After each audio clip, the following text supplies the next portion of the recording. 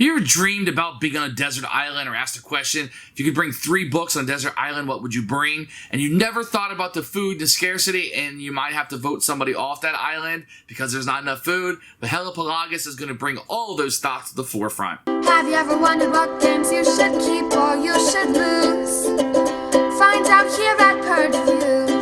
Hellapagos is a game where you guys have shipwrecked on a deserted island. Each round you need to gather enough food and water to feed each other unless you've done it in a previous round. There's also some goodies you can get off the shipwreck. Here's the kicker to the game. If there's enough food or water or supplies for everybody, you're going to have to vote somebody off and they will die in the game and be eliminated. Well, it's not just eliminating the person that you don't like the most, because some people are going to have access to different cards and resources that you may not and the group may need. And you have to build that darn raft as you're going along. There's only so many spaces on that raft unless you spend a lot of time building that raft. But if you spend a lot of time building that raft as a group, you're not going to have enough food and water. Or will you? That's the big question that Hellapagos is going to ask. And it's really fun as you're voting people off and their numbers start getting down and down. So it does have some player elimination, which people aren't going to like, but it kind of plays well in the game. I wish the expansion would have added something in. Maybe they were zombies or something to do. There is a variant that they can continue to vote even though they're dead. And that just keeps people involved, so you can utilize that if you want, or you have a group that wants to include everybody, and the winner doesn't matter as much, so that can be included in it. But this is a game that my family really likes. It's a really fun little party game that it's just fun. And I'm a big fan of Survivor, the TV show, and even though you're not voting people off to die in Survivor, you are voting them off the island, and it has that little bit of a feel to it, and I do like that quite a bit. And it's been a lot of fun for us. This is one that we really, really enjoy. It's kind of semi-cooperative in the effect that you guys are cooperating for this common goal, but as soon as there's not enough resources, the fight is on.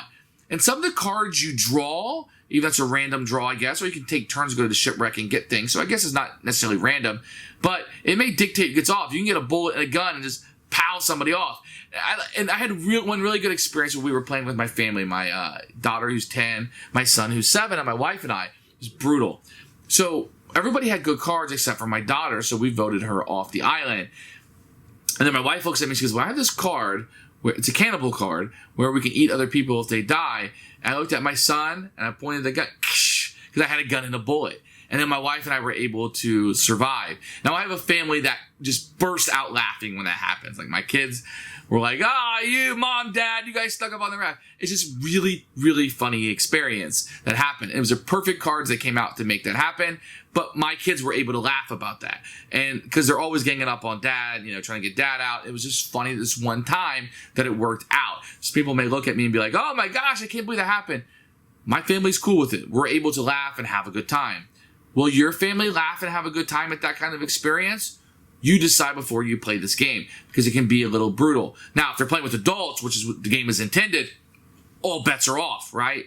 There's a little bit of chaotic in it. If you're the guy that owns the game and you're always getting voted off, it's probably going to happen here. But there is some way you can talk yourself into it. Like, I have this card. I can get people off. I have this water. So if you're the guy getting voted off, sneak off to the side and get supplies that people may want. Or protect yourself. Try to draw that gun and that bullet so you can get out of there. So it's a really fun experience, and one I really, really liked, and one I could recommend if you like this sort of game, and you don't mind that little bit of voting and the player elimination, you're going to have a lot of fun with. The rest of the game, super light, super easy to understand, and I'll tell you what, we've had a blast with this one. We like taking it to our family members and playing this one. Great game. And you can play this with Thanksgiving, with people that don't game. This game could be easily played. True winner for us, and likely one you haven't heard of. Here's Hellapagos. This is a nice little portable game. It does have an expansion with it. I would highly recommend the expansion. So it's really funny. It's got a really attractive box. It says cooperative game until the food's gone. And that is like dead on. That explains this game to a T. And really everything going on in this box explains the game. You need these tuck boxes that you're going to put together. Inside of these are the cards that you'll be using. In the game, I did like these tuck boxes that it was included. I just had to fold them up a little bit. You're going to see some pretty good artwork. The cards feel really good. Very simple. If it's permanent, it's going to have that on the bottom. But everything, my son, he doesn't like to read. We're still struggling with that. He can read a little bit. But most of these, by the picture, he could figure out what was going on. But there is some reading in this. Kind of a rule book, which we'll take a look at in a few minutes. You're going to have a board in here. The board is a little bit long. which is kind of neat, but it's portable too. So I'll zoom out a little bit on that, and you can just see it's very colorful in what you're doing. It's a very attractive looking board. You're gonna have this little shipwreck thing, and this is actually kind of neat. I mean, it's one of those things that just like aren't needed, but during the game, you're gonna put this in here, and when you draw the cards out, it looks like it's coming out of the ship. It's just a really neat little aesthetic, and it's really neat they put it. And this bag, you know, it's a little bit scratchy. It just feels like something you would make. And you're gonna have these balls in it that you're gonna be drawing out that have different fish. One of them will be a different color. I'll explain that in the game. But these are really neat components. Not something you normally see. You're gonna get a couple trackers here that you'll use. The fish in the water, pretty cool. This is just wood. It's kind of generic. You know, little small tuck box. Isn't it cute? It looks like it's cargo, right? And so we're going to have the other cards you're going to be utilizing during the game. Your Raft cards, your first player marker, your sick cards, the water and weather cards that you're going to have and whatnot. But they fit really good. And I love these boxes. They look like they're cargo. How cute. So here's the rule book. You can see a really neat picture here with the concept of the game. You're going to have the components over here with setup based on the number of players that you have. You're going to be playing the game of how you play this. The actions that you'll be taking during the game is very simple to understand. Playing the different types of cards that you're going to have. And the voting that you're going to be having and dying of thirst or hunger. And the second end of the game. So it looks like it's very, very wordy, but the game is a tournament, but I probably never that in a variant. So the big say, limited players take part in all votes, but obviously cannot be eliminated a second time. Okay, so that just keeps people invested in the game, which is great. I found this rulebook pretty good. You probably could read it in 10 minutes, 10, 12 minutes, 15 maybe max if you're a slow reader. Very good rulebook with a summary on the back. So based on the number of players, you're going to have a number of water and food. This will be set up here just for a 4-player game, and the wood will start here at 0. You're going to take your sick cards. These are all the same and put them aside.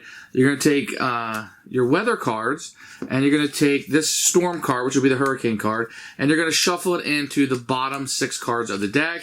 Then you put the 6. So you split these up, shuffle that bottom card into the bottom 6, and then you put the weather cards here, and you're ready to go. The Raft cards you just kind of set aside by the side of the board. You won't need them quite yet.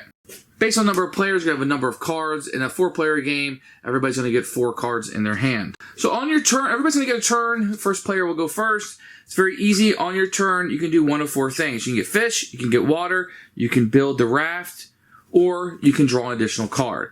The first thing you do each turn is turn over the top card, and this will tell you if you go for water, how much you'll get. So let's do water first. If a player on their turn wanted to get water, very simple. They look at the card, and they will get 2 water. So these cards might have 1, 2, or 3 on. There's a 2. There's a 0, so be aware. Some rounds might not have any. There's a 1, and etc. So you just flip it over. Let me go back to the one we had. And that will be, so the 2. So that will tell you how many you can get. If you want to get food, it's very easy. You go to the bag, you draw one of these circles out, and how many fish on it tells you how much food you get. So in this case, I got 1 food. Put that back in the bag. The next person wanted to get food. Maybe they draw a different one out. Oh, this one has 3. The color doesn't matter for fish. So you get 1, 2, 3 food. Put that back in. Let's say the next player wanted to go and they wanted to get a card off the top of the deck. Very easy. You just take a card off the top of the deck and your turn is over. Very simple. If you want to build the raft, so you'll be going into the woods here. So you always move up 1 space. And then you can say how many balls. There's 6 balls in here. 1 of them is black. So let's say I wanted to go 3 spaces. I would draw 3 from the bag. 1 of them is black, so my guy would not move. And let's say the next person wanted to go, so they would move up 1 space, because you always get 1 free space, and they want to draw 3 from the bag, and they're all white. So I didn't draw a black one, so I will move up to 3 spaces. 1, 2, 3. If you ever get past onto the 6, you build a spot of the raft, and you move on up back to 0. So those are your 4 actions. After everybody has gone, the round will end. At that point, you got to do a water for every person. I was on 10. 1, 2, 3, 4. We go down. You have to feed everybody. 1, 2, 3, 4. If you don't have enough water, people can play cards from their hands, and some of these will have varying effects on them. Here's an old undies. It's useless, but it might bring you a little comfort. Toilet brush, useless. You consume filthy water. So this protects you from a gunshot. There's always little things that you can do. Let's take a look inside the deck, and I'll show you some of these that you might have. So if you didn't have enough water, maybe you would play a water bottle that would give you a ration. Or if you're having a sandwich, you might have extra food. If for any reason you cannot either have enough food or water or play enough cards, then you will vote. So let's talk about voting for a little bit. So if you go out to the woods and you fail and you draw that black one, like I said, you might get a sick card in front of you. And there are other ways you can get sick cards by card play. If you have a sick card in front of you, you cannot vote. So just kind of remember that. And you can kind of get sick because a snake will bite you if you go out for the wood and you draw the black one. So that can be a negative effect. Or there might be some card play that, there's some food in here, for example, some rotten food that might make it where you would get a sickness in here. So there's rotten fish. If you eat it, it's a food, but you get sick and you lose your ability to vote. If there's enough water, everybody will vote. And everybody go 3, 2, 1, and you point to the person you vote. Whoever gets the most votes is dead, and they're kind of out of the game because there's player elimination. If there's not, so you do that for water and food if there's not enough. So that's one way you can lose is if everybody dies because of starvation or water deprivation. So how do you get out of here? So one way you can leave is through the raft. So at any point, you guys can choose to leave on the raft, and you just need one raft per person. So there's 4 people. You would need to have built 4 rafts, a space for each person. Or you can leave somebody behind if you wanted to. Now, when you leave, you must be able to feed everybody and water. So you're going to need basically 2 sets of it. So let's say I was up here, and at the end of the round, I played 1, 2, 3, 4, water to feed them, 1, 2, 3, 4, food. I got a raft, 1 for each person that's going. I've built those, and I have to water them, 1, 2, 3, 4, 1, 2, 3, 4. Then we would get off the boat and win. If you didn't have enough food or you didn't have enough water to escape or enough spots on the raft, once again, you would vote to eliminate certain people. Keep in mind that if you have a sickness, which goes away at the end of the round, but if you do have a sickness, you cannot vote. Everybody can lose if they run out of food and water and don't have it, and there's not enough people to vote off.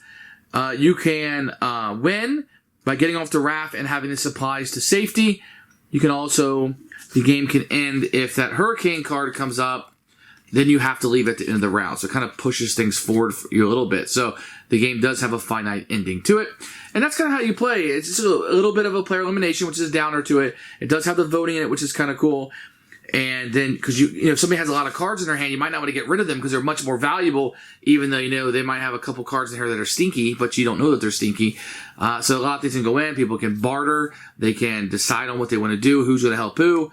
And that's kind of how the game flows. So not a whole lot to negotiate with per se, but there are cards in here, for example, that allow you to check the top 3 cards. There's a gun in here that if you have the bullet, you get to choose who dies. It's kind of cool. There's a voodoo doll that can bring people back to life. So there's ways that you can protect yourself. That sheet metal, I think I showed you earlier, that was in here, that can block a bullet. So if somebody has the sheet metal, here's a cannibal. So if you can play this if somebody dies, you can turn their body into food. So you might say, hey, I have the cannibal kit, so don't kill me because I can make us more food. That can be kind of interesting also. So there's a bunch of little cards that can kind of mess things up for the voting, but for the most part, if you vote somebody out, they are out.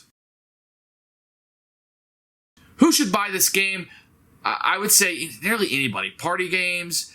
You can play this at Thanksgiving with grandma. People can really get into it. Your uncle who never plays games can play this one. It has that fun voting side into it where people can play. And the more they play, they get comfortable with the cards and comfortable voting people out. Sometimes it takes people a little bit to warm up to that. You're going to have a blast with this one. It does have the player elimination problem. You can keep them voting with the variant. Your mileage may vary, but this one has been a win for us. I like this one quite a bit, and I'm going to put it on our list of great games you may never have heard of. Excellent, excellent game. We've had a great blast with it. I've told you the cons of it. I told you the pros of it. The number one pro is we've had a blast with it. Lots of fun.